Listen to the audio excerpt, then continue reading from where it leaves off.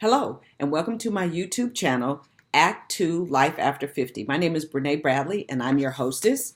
The purpose of this channel is to really encourage people who are over 50, particularly women, to live their best life. Don't leave anything on the table, no regrets.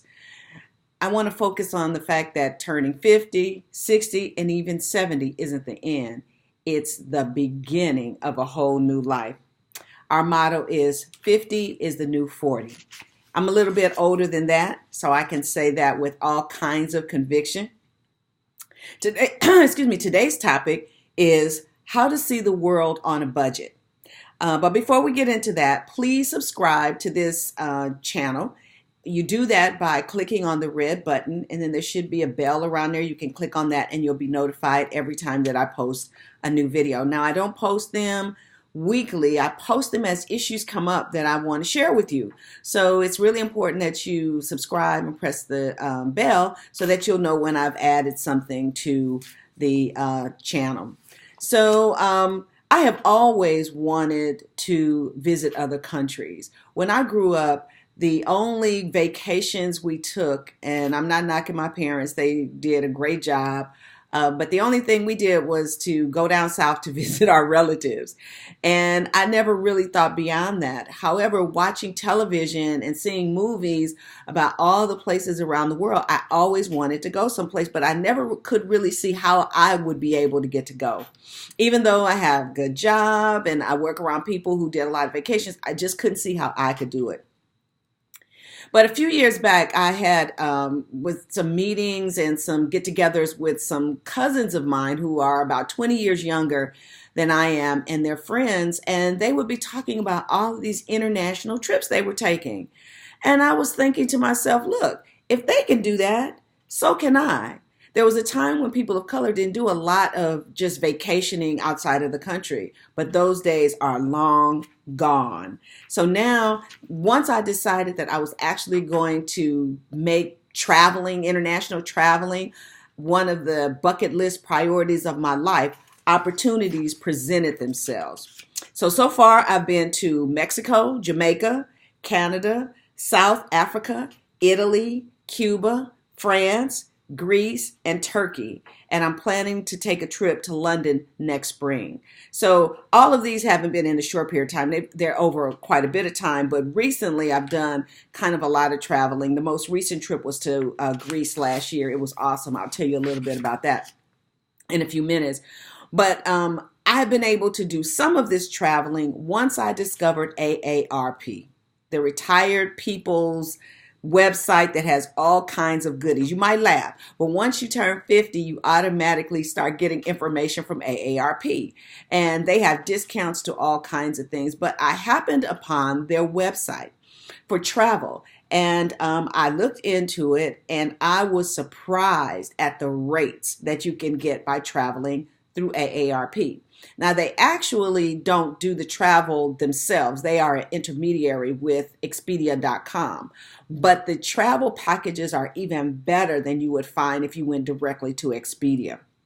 So in 2017, two friends of mine and I went on a beautiful trip to Greece. We stayed at a very nice hotel in Athens. We overlooked the ancient ruins. We climbed the Acropolis to the Parthenon, looked over the whole city. We took a day cruise out to the islands. We had a ball. It was about, I think, 6 days, 6 days, I think. It was $1,000 for the airfare in the room on AARP. Those kinds of deals are quite common. So right now, just before I made this video, I went online to see what was available. So you have to plan in advance, of course. I'll talk about tips on that in a minute. But you can go to Paris. This is 2 people because you need to get the best rate. You need at least 2 people to a room and you get the bundle. So Paris you can do for $1,200. Rome you could do for about $900.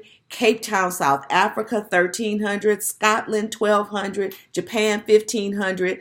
These are, of course, you're not going to be in a 5-star hotel, but the whole point is not to be in the hotel. The point is to see the city, to see the sights, to see antiquity, to see the shopping, whatever it is, to taste the food. These are the things that you get to do. And so when you budget around traveling on a way like AARP, you don't put a whole lot of money into the hotel. They're like 3-star hotels. They're very, very nice, but you put your money into the experience of going. And of course, flights are expensive, but again, on that AARP site, you get some really good deals. So I just want to encourage you. You can do this. If you haven't done a lot of international traveling, you can do this. Lots of people take cruises, and I love cruises. But the thing about a cruise is you're on the water the majority of the time. You're on the boat the majority of the time, and you get a few hours in the different cities that you dock in, but you don't really get to see the sights of the city. And that's why I like to do just straight vacation packages. So here's some tips for traveling using AARP. You can use other sites if you want to, but I've had lots of success with AARP. So I'm going to tell you about that. First of all, you have to join AARP, and that is $16 a year. And if you get 2 years, it's less than $16 a year. If you get 3 years, it's less than that. So it's a really good deal. And remember, you get other kinds of discounts as well. So you visit the AARP.com travel site, and you go to vacation packages, and then you just decide where you want to go and see if there's packages available. You look at the dates that you want to go. Dates really make a difference, and you want to plan far in advance, at least 6 months in advance, a little further if you can, because the further you are away from the dates that you want to travel, the better the price. Also, you don't want to go during the peak travel time. If you go during the peak travel time, then it's going to cost you more. I'm in education, so I plan my trips around our spring break, which is in early April, and I get really good prices, and the weather in the other countries is usually pretty good when you go in the springtime. So the other thing that I do, another tip, is, as I mentioned before, you get the best deal if you go with at least one friend. So find a travel buddy. You'd be surprised that maybe there are people just like yourself who want to do international travel, but they never really talked about it. They don't have anybody to go with. They don't know what to do. So just put the word out. Text a bunch of friends, talk to people that are where you go to church or different groups that you belong to, and see if anybody is willing to go on an international trip with you. Research the city and then the neighborhood. So once you go to the AARP site and you go to the city that you want to be in, it'll give you some suggested neighborhoods that you can actually stay in. So my suggestion is that you research those cities. Find out which ones are close to the city, the hub of the city, and the kinds of things that you want to see. If you want to shop, try to find a neighborhood that's not too far from the shopping. I like museums and the old ancient ruins and things like that. So I try to get relatively close. Sometimes the airport is quite a ways away. So good price, you can get good prices for hotels near the airport, but you don't want to be so far away from the happenings of the city that it takes you an hour and a half or 2 hours to get from the airport into the city. So make sure you check out the neighborhoods. You want to make sure that you're in a relatively safe neighborhood too. Although I would suggest anytime that you travel, don't keep a lot of cash. Most countries take credit cards, or you can do, people don't really do traveler's checks anymore. You can use your credit card, your debit card, things like that, but check that before you go. Don't keep a lot of money. Keep your purse like a fanny pack or something that you can keep really close to you, because pickpocketing, believe it or not, is really, really big in a lot of countries outside of the United States. Probably big here too. Then you want to set your money aside.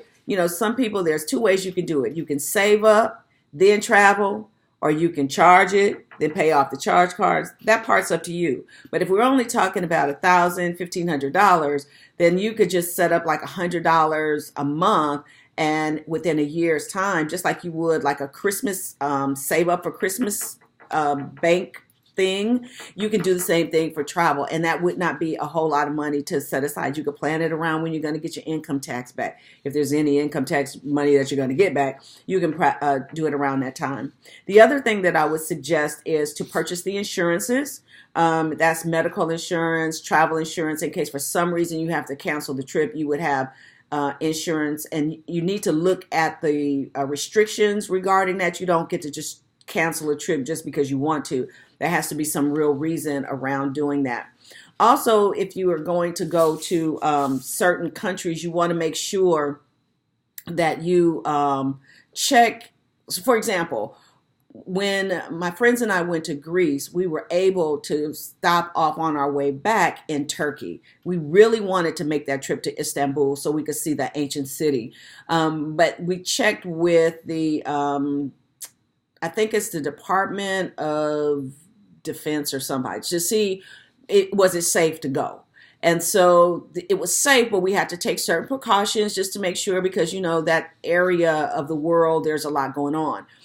But the truth of the matter is there's a lot going on in the United States too. So I believe I'm just covered and I go and have a good time.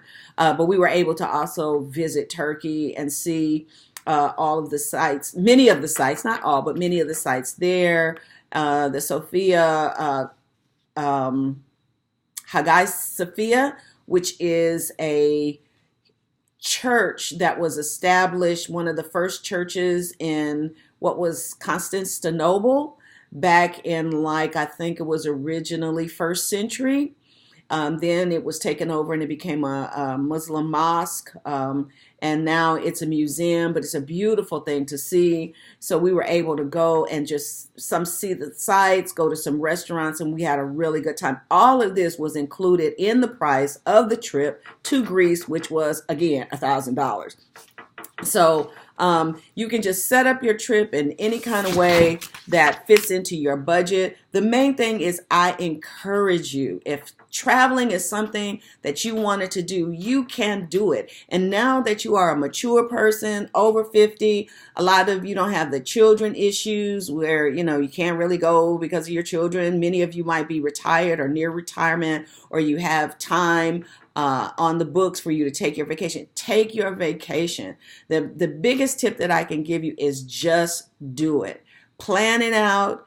Find a buddy to go with you. Now, if you can't find anyone to go, I do want to say this. You always want to be cautious when you travel abroad. I personally don't like to go places where I don't feel safe. So make sure that your comfort level is good. I would go abroad to a city like England by myself. That would not be a problem. I would not go to Istanbul by myself just because they don't speak English. And so when there's more than one person with you, there's just safety in numbers. So all of that being said, get out there, travel, see the world. It's a great, big, beautiful world. You think that people don't like maybe Americans because all the politics are going on. I haven't found that to be true. People understand that politics are politics and people are people. So just go, enjoy yourself, and I'll let you know how my trip was to England. Take care.